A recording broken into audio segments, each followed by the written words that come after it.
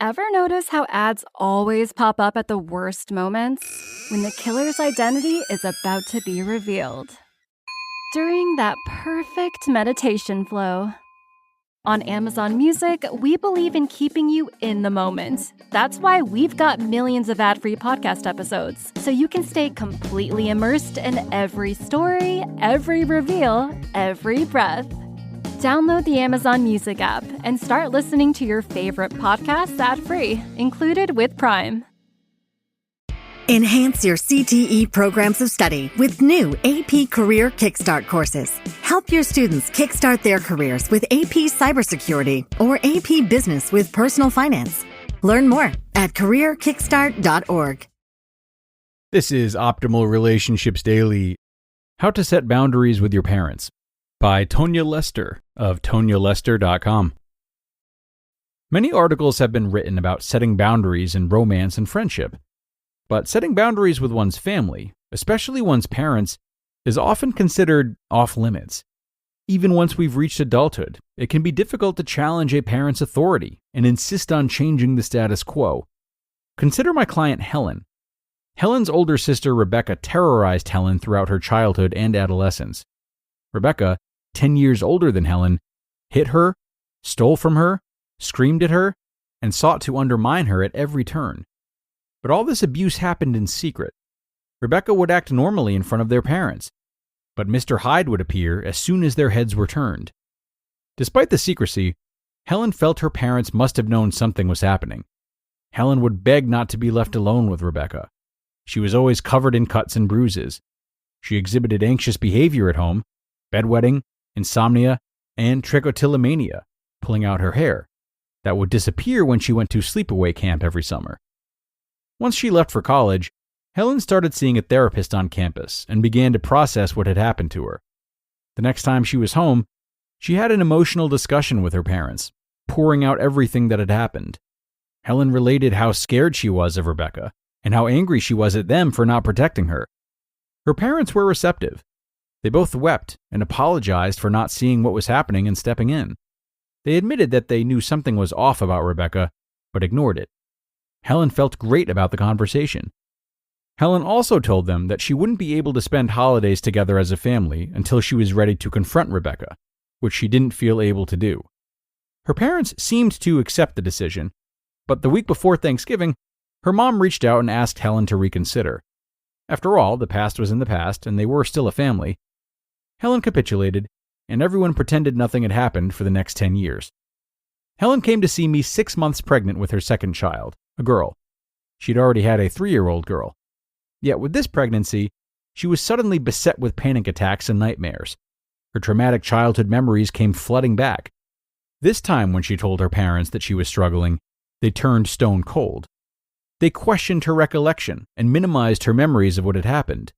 They warned her not to say anything to Rebecca and accused her of trying to break up the family.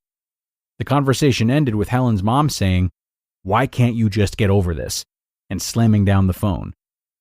The thing that hurts the worst, Helen told me, is that they know the truth. They know that she's the problem, but they want me to pretend that everything's fine because they're afraid of her. Helen's assessment sounded right to me. Women are often asked to take the high road, as if ignoring abuse is some moral victory. Helen repeatedly tried to set boundaries with her parents to limit her exposure to Rebecca. They thwarted her efforts at every turn, alternatively admonishing her for holding a grudge and guilt-tripping her into pretending they were a perfect family. The final straw came when Helen's mom, who had been instructed never to leave Helen's kids alone with Rebecca, ran out to the grocery store and did just that. Though nothing bad happened during that time, Helen was distraught, as her parents had made one thing clear. They wouldn't allow her to set boundaries with them or her sister. Shortly after that event, Helen came to see me. "What's the story you're telling yourself about how you're treated in your family?" I asked. "I'm telling myself that I don't matter, that no one will ever stand up for me, and that I don't get to set limits with the people in my family," Helen answered. That was true when you were a kid. Children are dependent on the adults around them and are in a terrible situation if they aren't protected.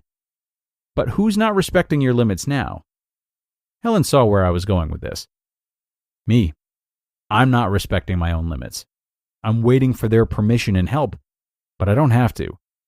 She wept for several minutes and then sat up straight in her chair and took a deep, slow breath. "I'm a grown woman. I can do whatever I want." Helen took a break from seeing her parents altogether, gradually allowing them back in, but with strict limits. They weren't allowed to be by themselves with the kids. The visits always took place at Helen's house, and Helen's holidays were spent with her husband's family. When her parents pressed back, Helen said firmly, "Either I'm comfortable or there are no visits at all." The relationships that silence us are the most problematic. But here's the good news. No matter how old you are, how dysfunctional your relationships are, or how scary the people in your life can sometimes be, you can always make a change. You can always learn how to speak up, take risks, and know your worth. You can experiment, practice, make mistakes, and move forward. Adults are not trapped in relationships. Adults get to choose who they allow into their lives. You just listened to the post titled, "How to Set Boundaries with Your Parents" by Tonya Lester of TonyaLester.com. And an absolutely critical post from Tonya today, which we thank her for. Surely some great guidance for anyone looking to set boundaries with their parents, or anyone really. Unfortunately, it can be all too simple, even likely, for these types of patterns from childhood to bleed into relationships we have with people outside the family as we age. So, I hope you took some inspiration from this one if this is something that you struggle with.